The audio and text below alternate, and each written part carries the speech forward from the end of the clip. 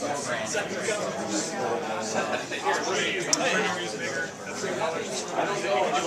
could have just switched in the middle and just started doing blue or whatever. Right. Just have it fly. It's pretty cool. Yeah, it's a really cool process. And it just the possibilities are just endless. So. Did you guys start in mechanical engineering? Yep. Still all green. Sam. This is his last semester. Yeah. So, and I've got a year left. He's got about a year and a half left. So we're all undergrads still. So yeah, this is. I'm originally from up north, so I'm up from Coeur d'Alene area, and then I finished down here for school, finishing up. So I have my art degree first, so an associate's, yeah.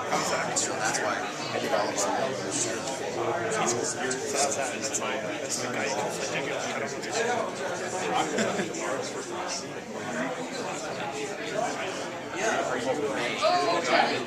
Hey, congratulations.